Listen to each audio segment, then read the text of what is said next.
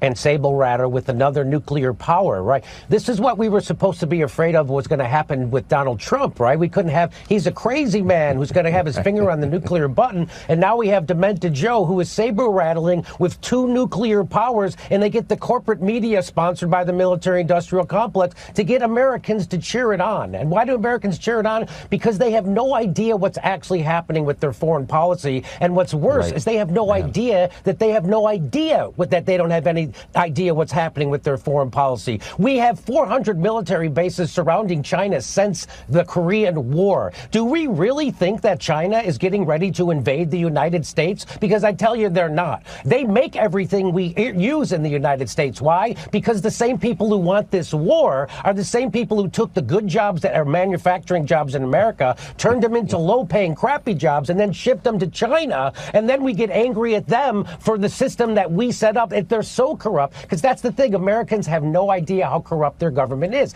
They think our government's just regular corrupt, like, oh, Trump gave his son a job, or Biden gave his kid a no-show job in the Ukraine war. That's not, the whole thing is corrupt. The $800 billion military budget is $800 billion of corruption. Why do we have to have 900 military bases around? We're the ones provoking this war, just like we provoked the war in Ukraine. We are now provoking a war with China. And who benefits? I'll tell you right now, your enemy is not China. Your enemy is not Russia. Your enemy is the military-industrial complex, which has been fleecing this country to the tunes of hundreds of billions and trillions of dollars. How many times are we going to have a defense secretary say, hey, we can't account for $2 trillion in the Pentagon again?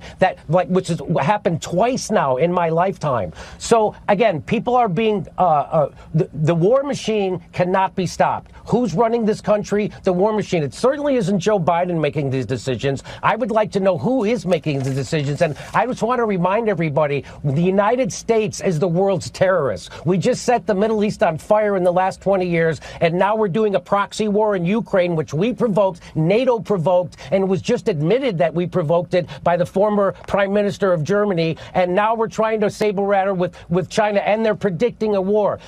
Again, China's not going to invade us. China's not our enemy. We might have an economic war. That's what these are. These are economic wars. These are wars in Ukraine. It's about liquefied natural gas and making sure Germany and Russia never come together, because we fear Russia's natural resources and manpower, and we fear them getting together with Germany with their technology and their capital. And so that's why we blew up the Nord Stream pipeline. That's why we're doing the Ukraine war. This is all about hegemony, imperialism, and economics. And if there's a Marine somewhere, it's there because they're about to steal some natural resources from another country. As everybody's screaming about what a bad guy Putin is for invading Ukraine, the United States is currently occupying a third of Syria. And which third is that? It's the third that has the oil. And how do I know we're there to steal their oil? Because the President of the United States said so.